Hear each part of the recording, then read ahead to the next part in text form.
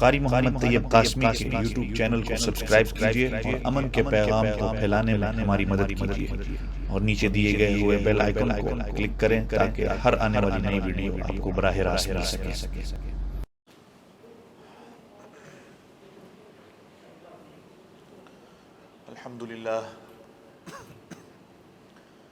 الحمد لله نحمده ونستعينه ونستغفره ونؤمن به ونتوكل عليه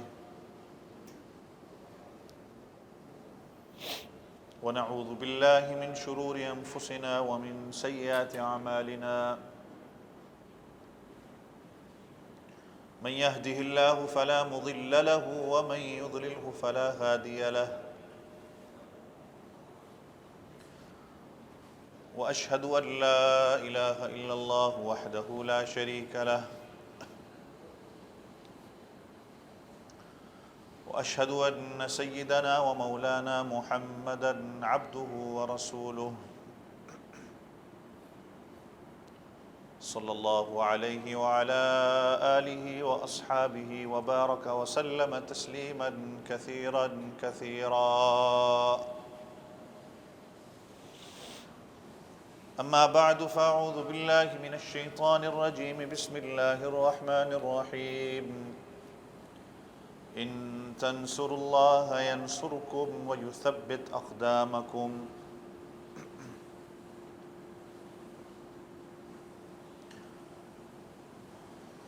آمنت بالله صدق الله العظيم وصدق رسوله النبي الكريم ونحن على ذلك لمن الشاهدين والشاكرين والحمد للہ رب العالمین.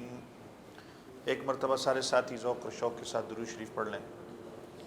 اللہم صلی علی محمد النبی الأمی وعلی آلہ واصحابہ وبارک وسلم تسلیما کثیرا کثیرا. ساتھی اگر آگے آ جائیں، جگہ خالی پڑی ہے، اگر اس جگہ کو بھر دیں.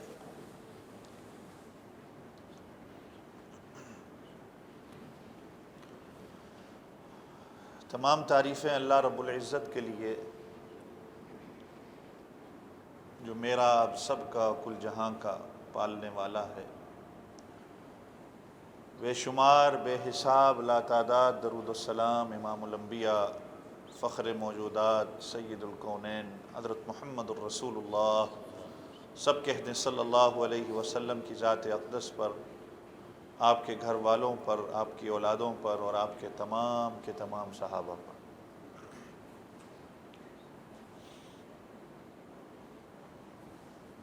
اللہ رب العزت اپنے صفات میں کامل ہیں اور انسان اپنی صفات میں ناقص ہے.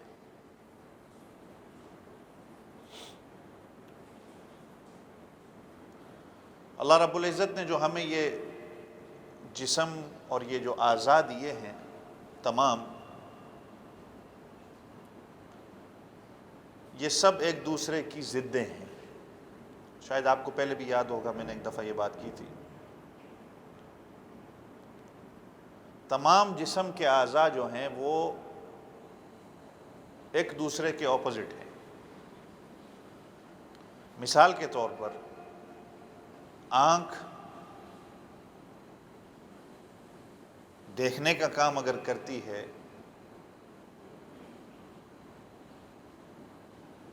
باقی سارا جسم نابینا ہوتا ہے. باقی سارا جسم نہیں دیکھ سکتا، صرف آنکھ دیکھ سکتی تھی.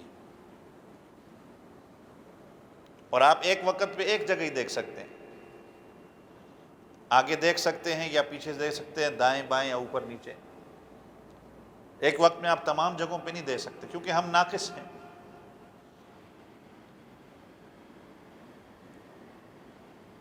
کان اللہ نے سننے کی طاقت دی ہے، اگر کان سنتے ہیں تو باقی سارا جسم نہیں سنتا. زبان بولتی ہے، اللہ نے بولنے کی طاقت دی ہے، باقی سارا جسم نہیں بولتا، صرف زبان بولتی ہے. سوچنے کی طاقت اللہ نے جو آپ کو دی ہے وہ آپ کا دماغ ہے، وہ صرف دماغ ہی سوچ سکتا ہے، باقی سارا جسم نہیں سوچتا۔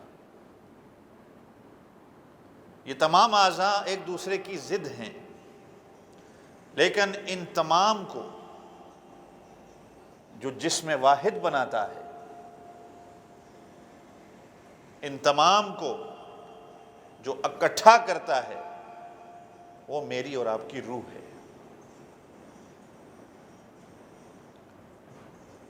اگر روح ہے تو ساری چیزیں، سارے اعضاء ٹھیک ٹھاک ہیں۔ اگر روح ہی نہ ہو تو نہ پھر یہ آنکھ دیکھے گی، نہ کان سنیں گے، نہ دماغ سوچے گا، نہ زبان بولے گی۔ اور اسی طرح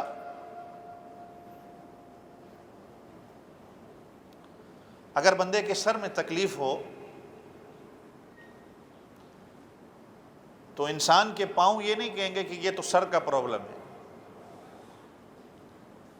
میں تو ڈاکٹر کے پاس نہیں جا سکتا، سر کا پرابلم ہے وہ خود کرے۔ یا آنکھ آپ کو یہ نہیں کہے گی کہ یہ تو سر کا پرابلم ہے، میں تو سو رہی ہوں، بلکہ اگر سر کے اندر تکلیف ہو تو انسان کے پورے وجود کے اندر بے چینی ہوتی ہے۔ اگر اس کی کمر کے اندر تکلیف ہوگی تو اس کے پورے وجود کے اندر بے چینی اور بدمزگی ہوگی، اس لیے کہ روح جسم کو ایک کر دیتی ہے۔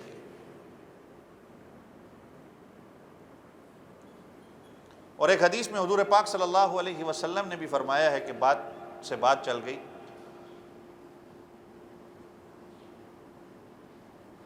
المؤمنون کرجل واحد،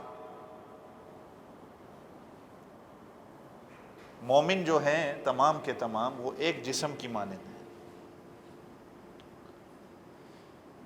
ان اشتکا عین اشتکا کلو و ان اشتکا رأس اشتکا کلو، اگر اس کی آنکھ درد کرتی ہے تو اس کا پورا جسم درد کرتا ہے، اگر اس کا سر درد کرے گا تو اس کا پورا جسم درد کرے گا۔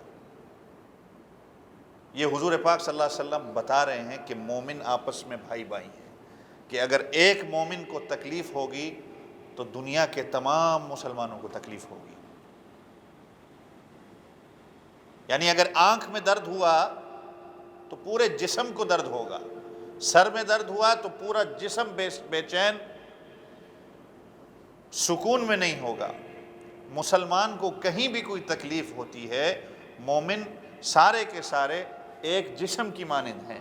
اگر کسی کو پاکستان میں، ہندوستان میں، افغانستان میں، عراق، لیبیا، فلسطین میں کسی ایک مسلمان کو یا کہیں بھی کسی ایک مسلمان کو تکلیف ہوتی ہے تو باقی دنیا کے تمام مسلمانوں کو بھی تکلیف ہوتی ہے۔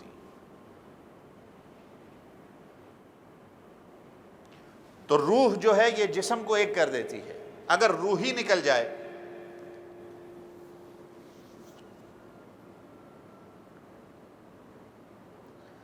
میرا اور آپ کا جب کبھی آپریشن ہوتا ہے ڈاکٹر کے پاس تو پہلے ہمارے اس حصے کو سن کیا جاتا ہے،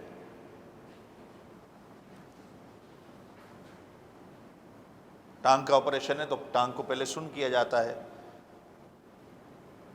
وہ ٹیکا ایسا لگایا جاتا ہے کہ جو اس درد کو محسوس نہ کر سکے، آپریٹ جب اس کو کر رہے ہیں ڈاکٹر وہ اس کو محسوس نہ کر سکے۔ یہ تو بعد میں جب اس کو ہوش آتا ہے پھر وہ تکلیف سے دوچار ہوتا ہے۔ لوگ ایسے بھی اس دنیا میں گزرے ہیں جنہوں نے بغیر ٹیکے کے آپریشن کیے ہیں، کئی بزرگوں کے واقعات ملتے ہیں۔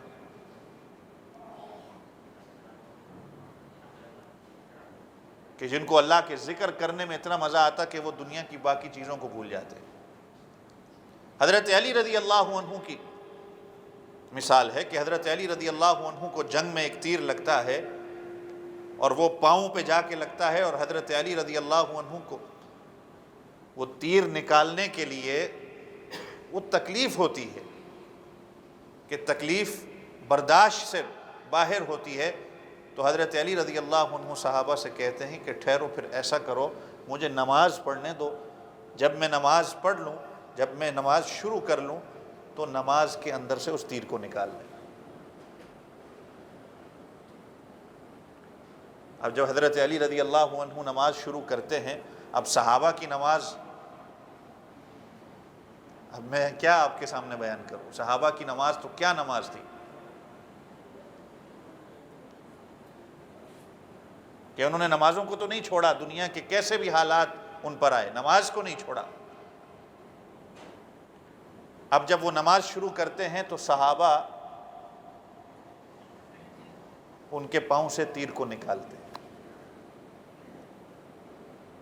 اب جب حضرت علی رضی اللہ عنہ اپنی نماز کو مکمل کرتے ہیں، پوچھتے ہیں بھائی تیر نکال لیا؟ یعنی ان کو عام حالت میں تکلیف جو محسوس ہوتی ہے وہ نماز کے شروع کرنے کے بعد وہ تکلیف محسوس نہیں ہوتی۔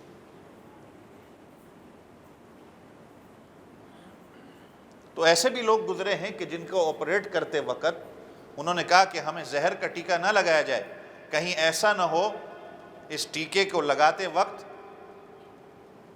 اگر ہم اللہ کو پیارے ہو گئے، ہماری جان چلی جائے تو وہ لمحہ ذکر سے خالی نہ ہو جائے۔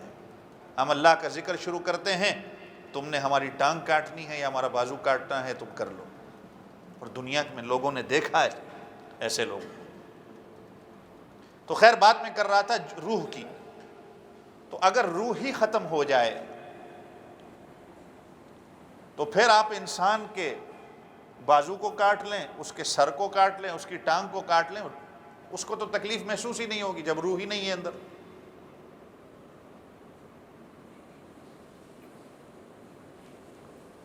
اسی طریقے سے یہ جس طرح جسم کے اعضاء ایک دوسرے کے ضدین ہیں،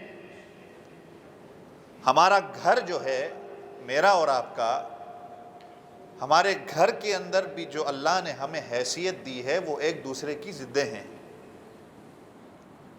باپ کی جو حیثیت ہے وہ باپ کی حیثیت ہے، جو اللہ نے حیثیت ماں کو دی ہے وہ ماں کی حیثیت ہے، جو حیثیت اللہ نے بھائی کو دی ہے وہ اس کی حیثیت ہے، جو حیثیت اللہ نے بہن کو دی ہے وہ اس کی حیثیت ہے، جو بیٹے کو دی ہے وہ اس کی حیثیت ہے، جو بیٹی کو دی ہے وہ اس کی حیثیت ہے۔ اگر اسی طریقے سے گھر چلتا ہے کہ باپ اپنی حیثیت کو سمجھتا ہے، ماں اپنی حیثیت کو سمجھتی ہے، بیٹا اپنی حیثیت کو سمجھتا ہے، بیٹی اپنی حیثیت کو سمجھتی ہے، تو گھر کی گاڑی چلتی ہے۔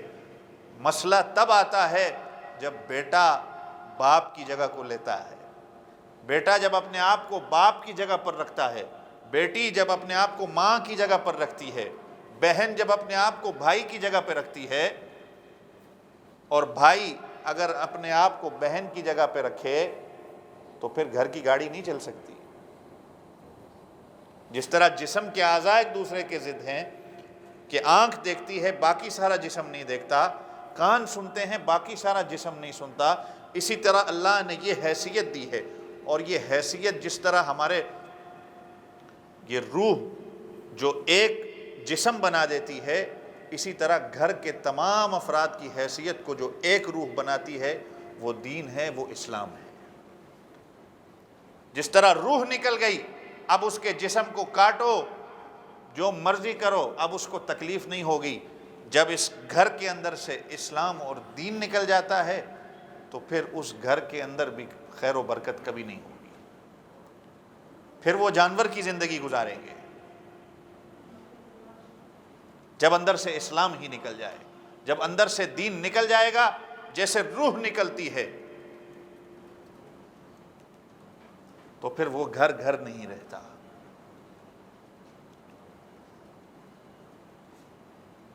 تو گویا کہ جس طرح جسم واحد کے لیے روح کا ہونا ضروری ہے، اسی طرح گھر کو گھر ہونے کے لیے اسلام کی روح کے ساتھ ہونا ضروری ہے، دین کی روح کے ساتھ ہونا ضروری ہے۔ جہاں دین کو ہٹا کے، اب مثال کے طور پہ جب بندے کی روح نکل جاتی ہے، آپ اس کے آکسیجن دنیا کے بڑے بڑے بھی آپ لے آئیں، آپ پمپ لے آئیں، آپ اس کے اندر وہ پمپ بھریں، آکسیجن بھریں، کیا وہ لاش دوبارہ زندہ ہو سکتی؟ ایک دفعہ جس کی روح نکل جاتی ہے، کبھی بھی نہیں ہو سکتی۔ اللہ کے دین کے علاوہ، دین اسلام کے علاوہ اگر آپ گھر کے اندر دنیا کے تمام اچھے سے اچھے قانون لاگو کر لیں، دنیا کے تمام فلسفے اور سیکولرزم اور کوئی بھی ازم آپ اپنے گھر کے اندر لے آئیں، وہ آپ کے گھر کو گھر نہیں بنا سکتا جب تک گھر کے اندر دین اسلام نہ ہو۔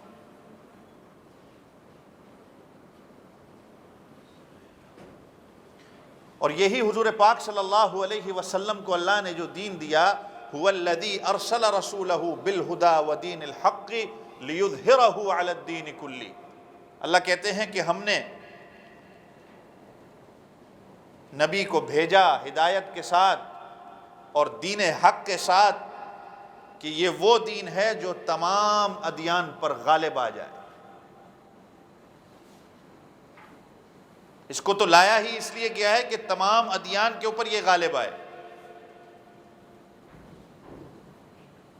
مغلوب ہونے کے لیے نہیں آیا یہ۔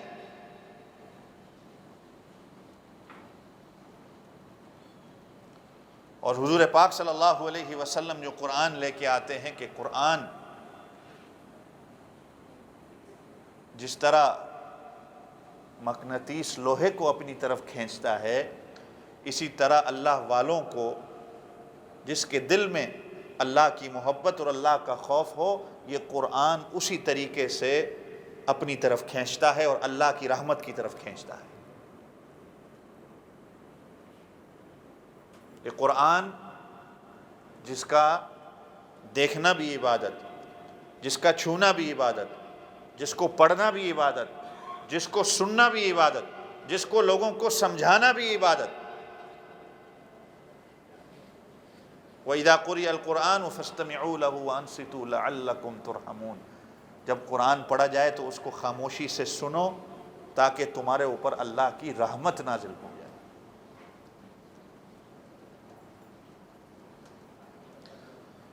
تو خیر میں بات کر رہا تھا روح کی۔ روح ختم ہو جائے تو انسان کو کچھ تکلیف محسوس نہیں ہوتی۔ گھر کے اندر سے اگر دین ختم ہو جائے تو گھر گھر نہیں رہتا۔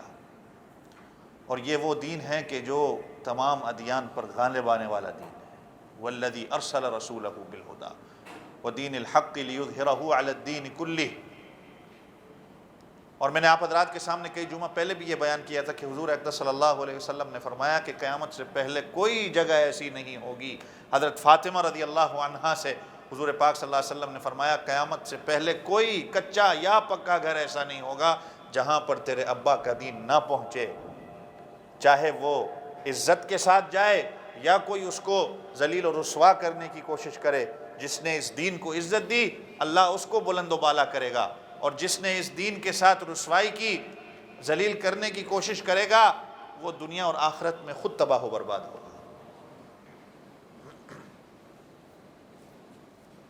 اور یہ دین جیسے میں نے کہا کہ قرآن کہتا ہے چاہے جتنا کفاروں کو ناپسند ہو، یریدون لیطفئوا نور اللہ بافواہہم واللہ متم نورہ ولو کرہ الکافرون، کہ کفار تو چاہتے ہی یہی تھے اور ابھی بھی چاہتے ہیں کہ اللہ کے اس نور کو اپنے پھونکوں سے ہم بجھا دیں،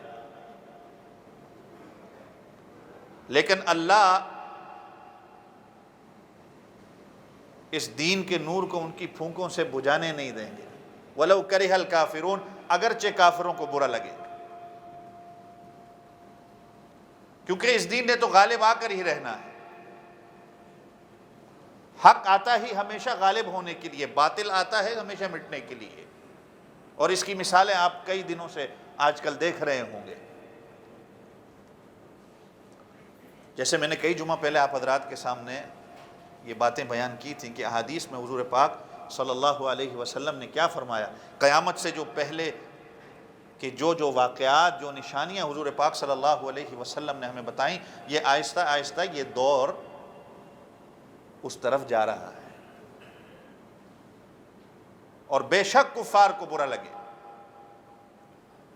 لیکن دین نے غالب ہو کر ہی رہنا ہے۔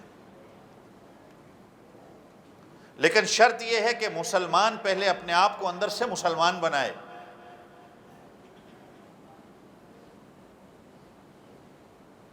کسی شاعر نے کہا نا کہ مومن ہے، مومن کو تو غلبے کا وعدہ ہے قرآن میں، مومن کو تو غلبے کا وعدہ ہے قرآن میں، تو مومن ہے اور تو غالب نہیں، پھر نقص ہے تیرے ایمان میں۔ ہمارے تو ایمان کے اندر نقص ہے۔ اب صحابہ کرام رضوان اللہ تعالی علیہم اجمعین کو دیکھیں، قرآن پاک میں آتا ہے کہ وَاذْكُرُوا إِذْ أَنْتُمْ قَلِيلٌ مُسْتَضْعَفُونَ فِي الْأَرْضِ تَخَافُونَ أَنْ يَتَخَطَّفَكُمُ النَّاسُ فَآوَاكُمْ وَأَيَّدَكُمْ بِنَصْرِهِ وَرَزَقَكُمْ مِنَ الطَّيِّبَاتِ لَعَلَّكُمْ تَشْكُرُونَ۔ اللہ صحابہ کو مخاطب کر کے کہہ رہے ہیں یاد رکھو اس وقت کو، یاد کرو جب تم زمین میں تھوڑے سے تھے اور تم کمزور بھی تھے اور تمہیں زمین میں خوف بھی تھا کہ کہیں یہ کفار ہمیں اچک کے لے نہ جائیں، کہیں ہمارے ساتھ کچھ ہو نہ جائے، لیکن اللہ کہتے ہیں فآواکم، ہم نے پھر زمین کو تمہارا ٹھکانہ بنایا، وأیدکم، ہم نے تمہیں استقامت دی، تمہاری مدد کی، بنصرہ ورزقکم من الطیبات، اور ہم نے تمہیں بہترین رزق عطا کیا، لعلکم تشکرون، تاکہ تم اللہ کا شکر ادا کرو۔ اب وہ کمزور، یہ کئی جمعہ پہلے بھی میں نے آپ حضرات کے سامنے بیان کیا کہ شروعات ان کی کیسے ہوئی، کمزور، لیکن حضور پاک صلی اللہ علیہ وسلم کے ساتھ جب رہے، آپ صلی اللہ علیہ وسلم نے ان کا ایمان بنایا، اسی وجہ سے تو غیر مسلم بھی پھر ماننے کو تیار ہوئے کہ یہ لوگ کمزور، پڑھے لکھے نہ ہونے کے باوجود پوری دنیا پر کیسے ان لوگوں نے راج کیا، یہ کیوں اسلام کے دشمن ہیں۔ صحابہ کے بارے میں آتا ہے کہ جنگ یرموک میں کفار کہا کرتے تھے کہ یہ کیسے لوگ ہیں کہ دن کے وقت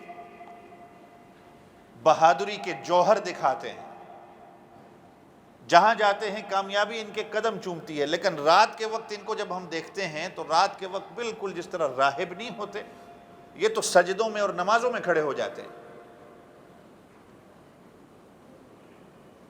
دن کے وقت بہترین شاہ سوار ہیں، لڑائی کرنے والے ہیں، لیکن رات کے وقت ان کو دیکھو تو یہ ایک الگ ہی دنیا ہے، اس لیے کہ حضور پاک صلی اللہ علیہ وسلم نے ان کا تعلق اللہ کے ساتھ بنایا۔ ان تنصروا اللہ ینصرکم، تم اللہ کی مدد کرو اللہ تمہاری مدد کریں گے، وَيُثَبِّتْ أَقْدَامَكُمْ، اللہ تمہارے قدم کو جمائیں گے۔ آج دنیا میں جہاں جہاں بھی اسلام کے نافذ ہونے کی بات ہوتی ہے، شریعت کے نافذ ہونے کی بات ہوتی ہے، وہ کیوں کامیاب نہیں ہوتے کہ ایک طرف تو ہم محنت کرتے ہیں، جوش و جذبہ اور جہاد کی، لیکن دوسری طرف جو پہلو صحابہ کا تھا کہ دن کو لڑنے والے، بہادری کے جوہر دکھانے والے، لیکن رات کو عاجزی کے ساتھ اللہ کے سامنے کھڑے ہونے والے تھے۔ ایک پہلو کو تو بہت ہی زور و زبردستی کے ساتھ لیا جاتا ہے، اقتدار کو، لیکن جو دوسرا پہلو ہے اس کو مسلمان آج بھول گیا ہے کہ اس کو عاجزی اور انکساری کے ساتھ اللہ رب العزت کے سامنے کھڑا ہونا ہے۔ یہی تو صحابہ کا طریقہ تھا کہ وہ رات کے وقت عاجزی اور انکساری کے ساتھ اللہ رب العزت کے سامنے کھڑے ہونے والے تھے۔ اب جنگ احزاب جو غزوہ خندق ہے، میرے پاس تو وقت نہیں ہے میں اس کی تاریخ بیان کروں، اگر کبھی آپ نے تاریخ سیرت پڑھی ہو کہ غزوہ خندق میں تقریباً 30,000 کا لشکر کافروں کا، اور صحابہ مسلمان کتنے؟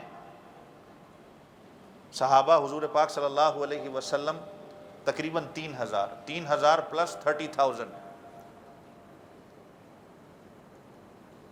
اور وقت بھی ایسا ہے کہ جہاں کھانے پینے کو کچھ نہیں ہے۔ یہ وہی خندق کی جنگ ہے کہ جس میں حضور پاک صلی اللہ علیہ وسلم نے اپنے پیٹ مبارک پہ پتھر باندھا ہوا ہے، کھانے پینے کو کچھ نہیں ہے۔ اور یہ وہی جہاد ہے کہ جس میں صحابہ نے یہ اعلان کرتے ہیں نحن الذی بایعوا محمدا علی الجہاد ما بقینا ابدا، یہ نعرہ مارتے ہوئے پورے اس جنگ کے اندر جب محاصرہ ہوتا ہے اس کو کرتے ہیں، معنی اس کا کہ ہم وہ ہیں کہ ہم نے جہاد پہ ہمیشہ کے لیے نبی پاک صلی اللہ علیہ وسلم کے ہاتھ پر بیعت کی ہے۔ 1 مہینے تک محاصرہ کر کر کفار لوٹتے ہیں، بھاگتے ہیں وہاں سے، اور اللہ نے قرآن میں اس کا ذکر بھی کر دیا، وَرَدَّ اللَّهُ الَّذِينَ كَفَرُوا بِغَيْظِهِمْ لَمْ يَنَالُوا خَيْرًا، کہ یہ بھاگ گئے، وہاں سے لوٹ گئے، اللہ نے ان کے غضب کے ساتھ ان کو ہی لوٹا دیا۔ وَلَن يَجْعَلَ اللَّهُ لِلْكَافِرِينَ عَلَى الْمُؤْمِنِينَ سَبِيلًا، اور اللہ تعالیٰ ہرگز کبھی بھی کافروں کو مسلمانوں تک پہنچنے کا راستہ کبھی ان تک ظاہر نہیں کرتے۔ کافر کبھی بھی مسلمان تک نہیں پہنچ سکتا۔ اور قرآن کہتا ہے کہ یہ آج سے نہیں، اس وقت سے مسلمانوں کو اور اسلام کو تکلیف دینے کے لیے ایسے ایسی چالیں اور مکر، وَإِن كَانَ مَكْرُهُمْ لِتَزُولَ مِنْهُ الْجِبَالُ، ایسے ایسے مکر کیا کرتے تھے اور آج بھی کرتے ہیں کہ پہاڑ بھی اپنی جگہ سے ہل جائے۔ جو غیر مسلموں کے مکر اور فریب ہوا کرتے تھے مسلمانوں کے لیے، لیکن اللہ نے ان کو استقامت دی۔ کس وجہ سے؟ اس لیے کہ وہ اللہ کے ساتھ اپنا تعلق انہوں نے بنایا، وہ اللہ سے ڈرے نہیں۔ اور یہی وہ جنگ خندق ہے کہ جس میں حضور پاک صلی اللہ علیہ وسلم کو دکھایا جاتا ہے کہ کیسر و کسریٰ کے ہیرے جواہرات حضور اقدس صلی اللہ علیہ وسلم کو دکھائے جاتے ہیں کہ یہ ہمارے قدموں میں ڈھیر ہوں گے۔ بڑے بڑے فرعون آئے، یہ آج کے فرعون تو کچھ نہیں، اس وقت کے جو فرعون، کبھی آپ قرآن کھول کے اگر ترجمہ اور تفسیر پڑھیں، قوم عاد، قوم سمود، جو خود پہاڑوں کے اندر اپنے ہاتھوں سے ان کو کھود کے گھر بنایا کرتے تھے، آج بھی ان کے وہ گھر بنے بنائے موجود ہیں۔ کبھی آپ ترجمہ اور تفسیر پڑھیں تو صحیح۔ لیکن جب اللہ کو چیلنج کر دیا، جب اللہ کی نہ مانی، تو پھر اللہ کہتے ہیں کہ ہم نے ایسے ان کو تباہ و برباد کیا، ایسے ان کو نیست و نابود کیا کہ جس طرح کھجور کا تنا ہوتا ہے، آج ان کی قبروں کے بھی نام و نشان نہیں ہے۔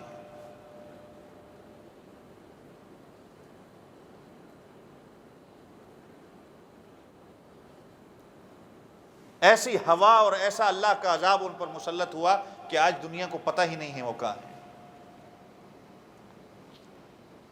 اور یہ تو قرآن پاک سے ہمیں ملتا ہے کہ حضرت موسیٰ علیہ السلام کو بھی دیکھ لیں اگر آپ، کہ فرعون نے لاکھوں بچوں کو ذبح کیا اپنی سلطنت اور اقتدار کی خاطر، لیکن اللہ پاک کی قدرت کا کرشمہ دیکھیں کہ حضرت موسیٰ علیہ السلام کو انہی کے گھر میں اللہ تعالیٰ پھر بڑا کرتے ہیں۔ یہ اللہ کی قدرت کا کرشمہ دیکھیں، لاکھوں بچوں کو ایک جگہ اس نے ذبح کر دیا، لیکن موسیٰ علیہ السلام پھر اسی کے گھر میں پرورش پاتے ہیں۔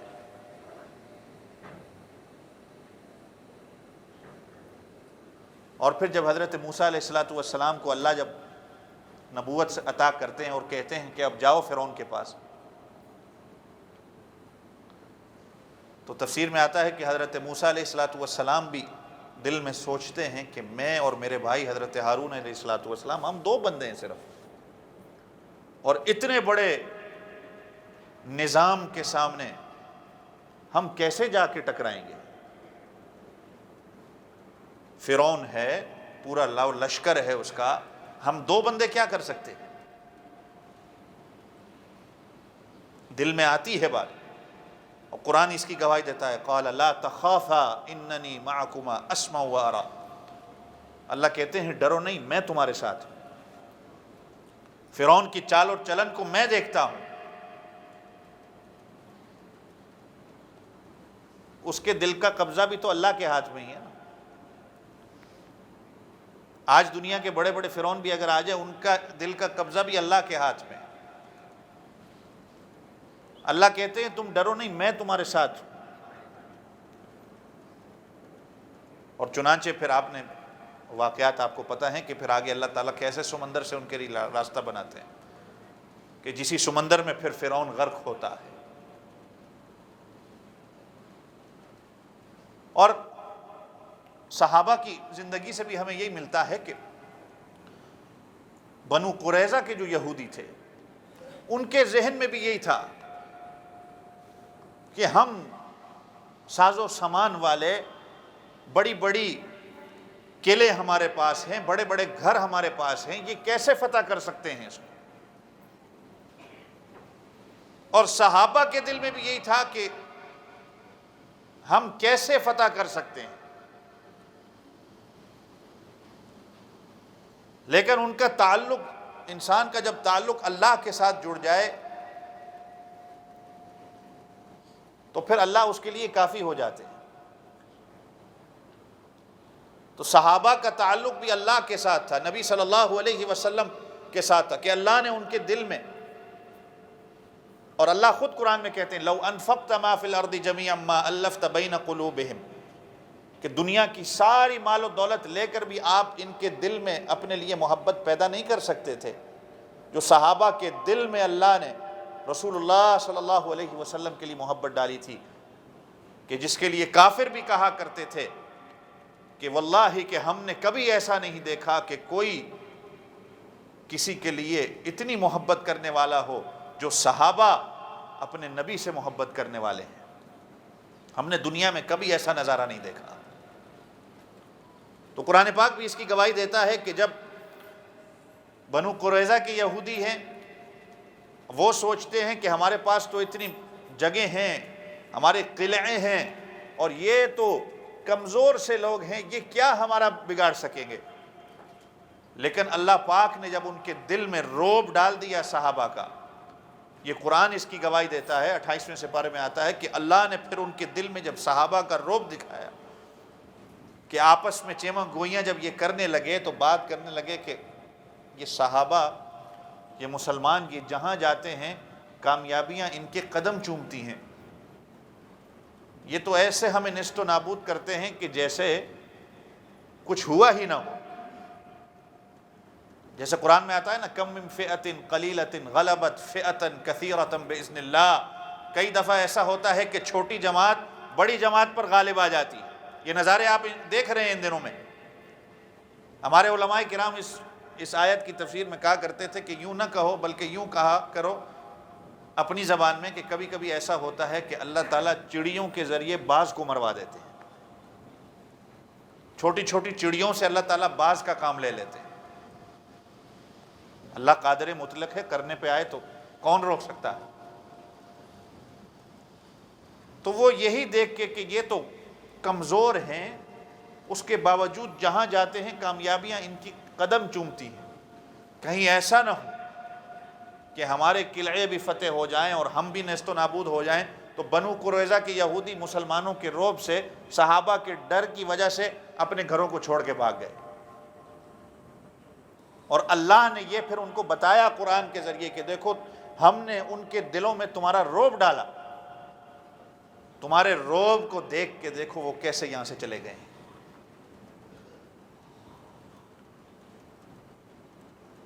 اس لیے کہ تعلق اللہ کے ساتھ تھا، اللہ نے، آپ صلی اللہ علیہ وسلم نے ان کا تعلق اللہ کے ساتھ بنایا، ان کا دل اللہ کی طرف مائل تھا، وہ اور دنیا کی چیزوں کو نہیں دیکھتے تھے، اور جب اقتدار پہ آئے بھی تو عاجزی اور انکساری کے ساتھ اللہ کے سامنے کھڑے ہونے والے تھے۔ حضور اقدس صلی اللہ علیہ وسلم جب مکہ کو فتح کرتے ہیں، آپ صلی اللہ علیہ وسلم جب فاتح بن کے آتے ہیں تو حدیث پاک میں آتا ہے کہ حضور پاک صلی اللہ علیہ وسلم جب آئے ہیں، آپ صلی اللہ علیہ وسلم اللہ کا ذکر بلند کرتے ہیں، اور حضور پاک صلی اللہ علیہ وسلم جانور پہ بیٹھے ہوئے ہوتے ہیں، آپ صلی اللہ علیہ وسلم کا سر عاجزی کے ساتھ جھکا ہوا ہوتا ہے، اور قدم قدم پہ اللہ کا شکر ادا کرتے ہیں کہ جس نے ہمیں فتح عطا کی۔ عاجزی اور انکساری اللہ کو پسند ہے۔ من تواضع للہ رفعہ اللہ، جو اللہ کے لیے تواضع کو اختیار کرتا ہے، عاجزی کو اختیار کرتا ہے، اللہ تعالیٰ پھر اسی کو بلند و بالا کرتے ہیں۔ آج ہمارے دل کے اندر ہمارا ایمان کمزور ہے، میرے اور آپ کا ایمان کمزور ہے، جس کی وجہ سے آج کفار ہم پہ مسلط ہیں، ہمارا وہ تعلق بھی اللہ کے ساتھ نہیں ہے۔ ہم ایک چیز کے لیے زور دیتے ہیں، اگر بالفرض شریعت کہیں نافذ ہوتی بھی ہے تو ہمارا وہ تعلق اللہ کے ساتھ نہیں ہوتا جو صحابہ کا تھا۔ وہ تعلق ہم نے اللہ کے ساتھ بنانا ہے۔ تو دیکھیں پھر آپ کو کیسے اللہ تعالیٰ دکھاتے ہیں۔ اور قرآن پاک کی یہ آیت یا ایھا الذین آمنوا علیکم انفسکم لا یضرکم من ضل اذا اہتدیتم، یہ اسی کی گواہی دیتی ہے کہ مومن جب اپنی فکر کرنے والا بن جاتا ہے، اپنی اصلاح کی فکر کرنے والا بن جاتا ہے، اس لیے کہ فرد سے افراد بنتے ہیں۔ اگر ایک فرد اپنی اصلاح کرتا ہے فردن اصلاح سے، پھر تمام افراد کی اصلاح ہوتی ہے، تب جا کے معاشرہ بنتا ہے۔ اللہ کہتے ہیں کہ اگر تم راہ راست پہ ہو، اپنی فکر کرو، تم اگر اصلاح کرتے ہو اپنی، تو اگر کوئی اور بندہ غلط راستے پہ چلا جائے تو اس کا غلط راستے پہ جانا تمہیں کوئی نقصان نہیں دے گا۔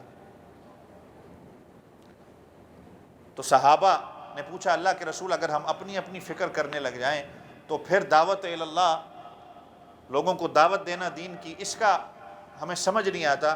تو آپ صلی اللہ علیہ وسلم نے فرمایا، شاید میں نے آپ کو کئی جمعہ پہلے بھی یہ بات کی تھی کہ صحابہ کو پھر اللہ کے رسول صلی اللہ علیہ وسلم نے فرمایا کہ جب تم دیکھو کہ دنیا میں 4 کام ہونے لگ جائیں تو پھر تم اپنی اصلاح کی فکر کرنے لگ جاؤ۔ نمبر 1، جب ہر بندے کو مال سے محبت ہو، ہر بندہ مال کے پیچھے صرف لگا ہو۔ نمبر 2، جب ہر بندہ اپنی نفس کی اتباع کرنے والا ہو، خواہشات کو پورا کرنے والا ہو۔ اور نمبر 3، جب بندہ دنیا کو ترجیح دینے لگے آخرت پہ۔ اور نمبر 4، جب ہر بندہ اپنی منوانے والا ہو، جو کہے کہ میری بات صرف مانی جائے باقیوں کو چھوڑو۔ جب یہ 4 کام حضور صلی اللہ علیہ وسلم نے فرمایا تم دیکھو، تو اس کا مطلب یہی ہے کہ پھر تم اپنی اصلاح کی فکر کرنے والے بن جاؤ۔ جب تم اپنی اصلاح کی فکر کرو گے، اپنے گھروں میں رہ کر اللہ کے نام کو بلند کرنے والے ہوگے، اپنی اصلاح کی فکر کرو گے، ایک بندہ کرے گا فردن، جب سارے افراد کی اس طرح پھر اصلاح کی فکر ہوگی۔ اس کا یہ مطلب نہیں ہے کہ دعوت کا کام نہیں کرنا، اس کا مطلب یہ ہے کہ اپنی اصلاح کی توجہ دعوت سے زیادہ ضروری ہے۔ دعوت اللہ ہے، دینا ضروری ہے، لوگوں کو امر بالمعروف اور نہی عن المنکر کا کہنا ضروری ہے، لیکن اس سے زیادہ اپنی اصلاح کی فکر ضروری ہے، اس کو بھی سامنے رکھنا ہے، لیکن اس سے پہلے اپنی فکر کرنی ہے کہ میں خود کیا کر رہا ہوں، میں باقیوں کو چھوڑ دوں، میں خود اپنی زندگی میں دیکھوں میں کیا کر رہا ہوں۔ صحابہ نے جس طرح اپنی اصلاح کی، اور آپ صلی اللہ علیہ وسلم نے پھر جب ان کا تعلق اللہ کے ساتھ بنایا کہ پہلے کچھ عرصہ مشکلات ہوئیں، پھر مکہ سے مدینہ کی طرف جب ہجرت ہوتی ہے، جب اسلام پھیلتا ہے، پھر اسلام کے قانون آتے ہیں، اس لیے کہ وہ تکلیفوں سے گزر چکے تھے۔ آپ صلی اللہ علیہ وسلم کی صحبت سے وہ ٹرین یافتہ ہو گئے تھے کہ اب ہر تکلیف کو برداشت کر سکتے تھے، اور انہوں نے صرف اللہ کے دین کو بلند رکھا۔ جیسے میں نے شروع میں بات کی کہ جب جسم کے اندر سے روح چلی جائے، پھر آپ اس بندے کے جسم کو کاٹ دیں، آپ اس کی ٹانگ کو کاٹ دیں، آپ اس کے بازو کو کاٹ دیں، جب روح ہی نہیں رہی تو اس کو کوئی تکلیف محسوس نہیں ہوگی۔ لیکن اس کے برعکس میرے گھر کے اندر اگر اسی طرح جس طرح روح نہیں رہتی، اگر میرے گھر کے اندر اسلام اور دین ہی نہیں رہا، تو پھر میرے گھر کے اندر بھی جس طرح وہ روح کے بغیر بندہ بیکار ہے، پھر میرا گھر بھی بیکار ہو جاتا ہے۔ اس لیے کہ ہر گھر کے اندر میں نے دین کو، باقی ملکوں کو کی فکر ہم بعد میں کریں، پہلے میں یہ کہوں کہ میں اپنے اس 4 فیٹ کے بدن کے اندر اللہ کے حکموں کو نافذ کروں، میں اپنے اس گھر کے اندر پہلے اللہ کے حکموں کو نافذ کر لوں، اپنے اوپر تو کم سے کم میں اسلام کو لاگو کر لوں۔ میرے اگر گھر کے اندر، میرے اپنے جسم کے اوپر، میرے اعضاء میں اللہ کے حکم کو اگر ماننا نہیں ہے تو پھر میں اسی کی طرح ہوں کہ روح ایک بیکار ایک جسم پڑا ہے، گلی سڑی لاش پڑی ہے۔ اللہ تعالیٰ مجھے آپ سب کو عمل کرنے کی توفیق عطا فرمائے۔ اللہ تعالیٰ حق اور سچ کے ساتھ ہمیں زندگی گزارنے کی توفیق عطا فرمائے۔ وآخر دعوانا ان الحمد للہ رب العالمین۔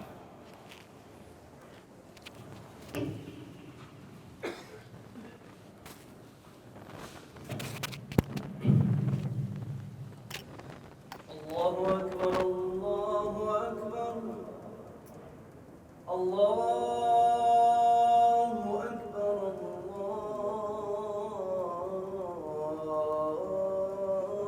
اکبر